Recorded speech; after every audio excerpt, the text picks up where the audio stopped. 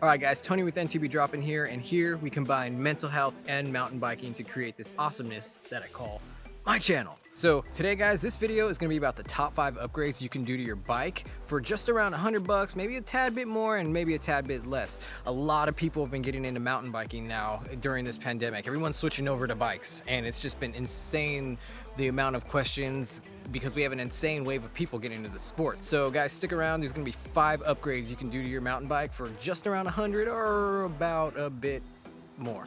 So one thing to be aware of, every product that I will talk about in this video will be listed in the description. You can help support the channel by clicking the links in the description. Worldwide Cyclery is actually sold out of some stuff right now during the pandemic. Please check Worldwide Cyclery first because they tend to help out the channel a lot more than Amazon. But if you're looking for the product as well and you cannot find it at Worldwide Cyclery, click the Amazon and that'll also help support the channel as well. So I just wanted to put that out there really quick before we got to the video. My gosh, that bug. Really? Like right above my head. Gosh, and as I talk, it gets louder. Like, I wonder if I throw this at the tree if it like will help. It didn't, it just messed up my tire a little bit. So guys, the first upgrade you can do to your bike for just under $100, Maxxis tires. Well, any type of tire for that matter, but I love Maxxis, that's what I go with. So one thing that you guys might be wondering, like, hey, I just got a new bike. Why would I want to get new tires? Well, one of the things I noticed about a lot of bikes that come with new tires, they're usually not the best. Usually the front tire and the rear tire are the same. And one of the things that you come to find out is that one of the ways you can improve your riding is by having a bigger tire up front and a smaller tire in the rear. And the reason why that is because let's say you have a bigger tire in the front and a smaller one in the back. Well, that means that now you're gonna have less rolling resistance in the back. So let's say you have like a 2.5 in the front. That's gonna be a bit heavier. It's gonna be good for grip. It's gonna be able to grip in those corners. But you want a fast rolling rear tire so you can get up faster and going faster downhill. So you'll have typically a smaller tire in the rear. So for me personally, what I do for my mountain bike, I get a 2.5 in the front and I get a 2.3 in the rear.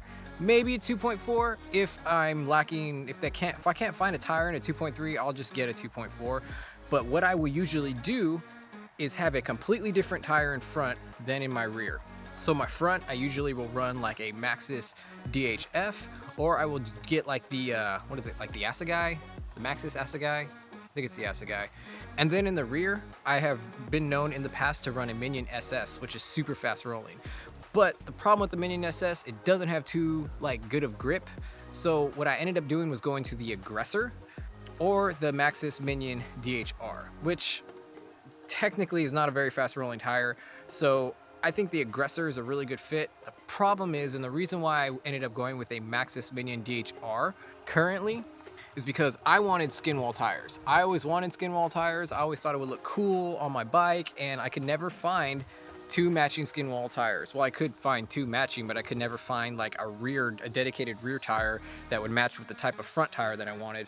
So this is the Maxxis Minion DHF, actually the DHR, and this one is 2.4, and then this one's a 2.5, which is a Maxxis Minion DHF. So a DHF and a DHR. This is not my typical tire setup, but I wanted the skin wall so bad this time. I wanted to try it, and I've been doing a lot more jumps and some like crazy like jumps and stuff, so I figured, you know what, having that thicker rear tire in the back, I'm gonna try it out, see how it goes. All right guys, so the second upgrade is pedals. Usually when you buy a mountain bike, it does not come with good pedals, and here we have a pair of race face Chester pedals, which unfortunately are no longer made, I found out. So what you guys could do is get Stamp 2 pedals made by Crank Brothers, and they have a carbon, or what are these made out of? They are made out of composite. Crank Brothers Stamp 2 pedals, they have a composite version, so that would be the perfect like transition over to this since that they don't make them anymore. I will also put those in the link below, but let's check these out real quick.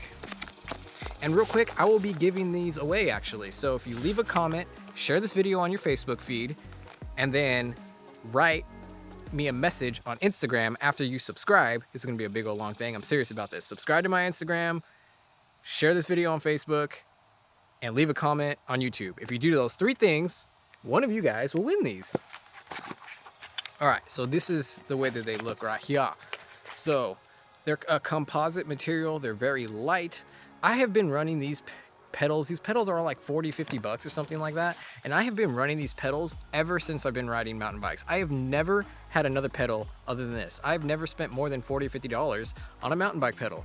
And granted, I'm sure like the higher end pedals are nicer. I have tried them. I think they are kind of worth the money, but it's never been worth the money enough for me to actually pull the trigger and buy expensive pedals. I have just been fine on the past 3 to 4 years on these composite pedals. So guys, I mean, I really can't say anything more about them. They're super reliable, they're good pedals, and they're cheap. Like they basically sell themselves. But yeah, so that's the second product.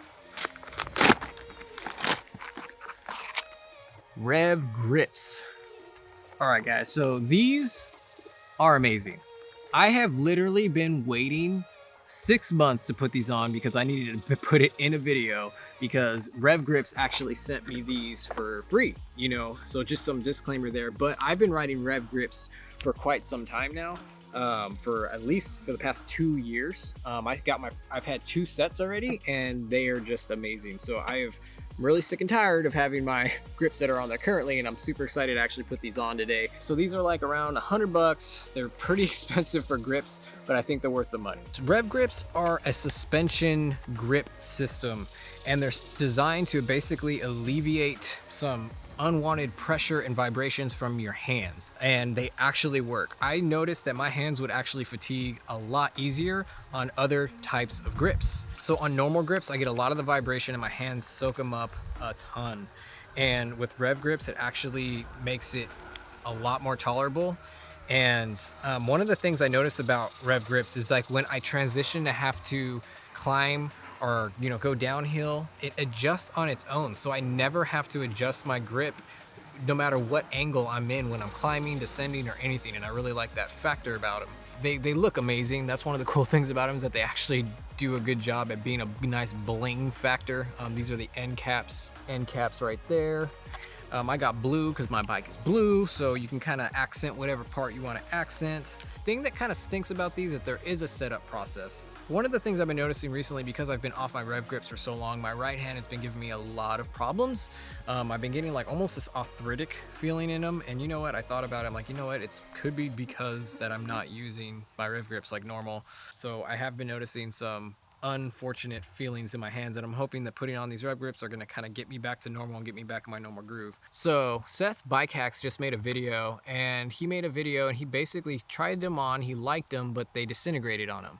And he said he was going to give some more time to kind of see whether or not like they were worth anything. He was not happy and was not comfortable with them because of how they broke. And I'm kind of really confused, because I've crashed on these, I've jumped on these, and I've never had these things disintegrate. So my feeling is that when Seth put these on, as smart as Seth is way smarter than I am, and, you know, very mechanically inclined type of guy, more so than I could ever dream, I really believe there was either some type of manufacturing defect or he just put them on wrong.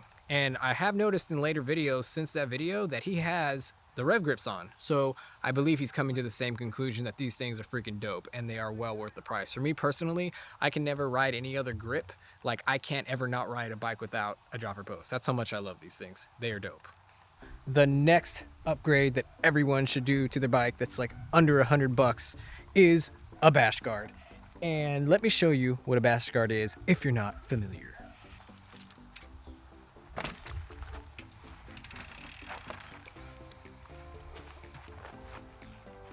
All right, so this is the bash guard right here. So what it does, it protects your chain. So I like to bunny hop up stuff. I like to get a hop onto things and rocks, and this bash guard right here protects me like insane. So if I misshoot or I don't shoot high enough, instead of hitting my frame or instead of bashing in my chain ring, it'll bash this guard. And if you guys probably can't tell from the video, but this thing is scratched up because it has seen its time in battle, if you will, and it has protected my bike. So a bash guard is a definite must do.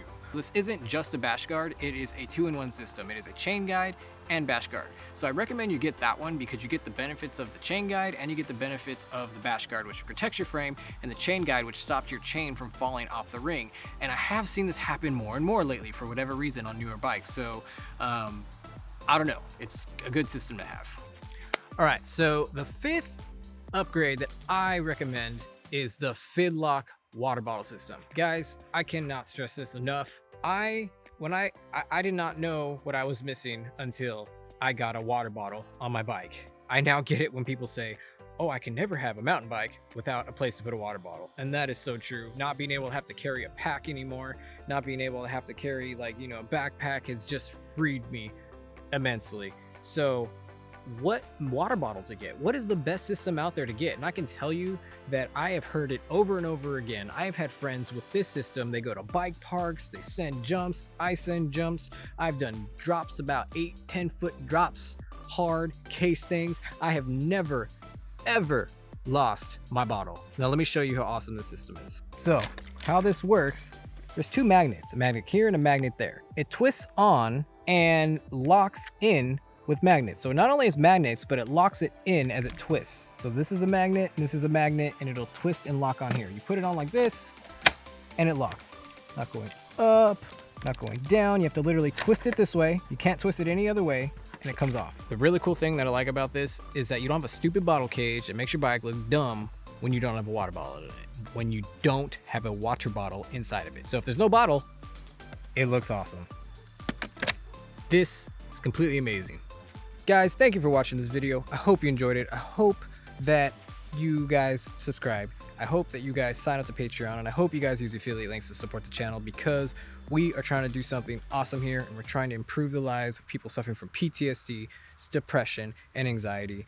And if you guys don't know what the mission and the goal of the channel is, do check the other videos or inquire in the messages, and I'll tell you more about what we're doing and what we're doing here. This is not just a channel that just promotes mental health. We're on a mission, and we're here to change lives, and there is a plan behind it, and it's something that I'm working on full-time basically. So definitely think about subscribing, guys, and supporting. I appreciate you guys, and I'll catch you guys next time.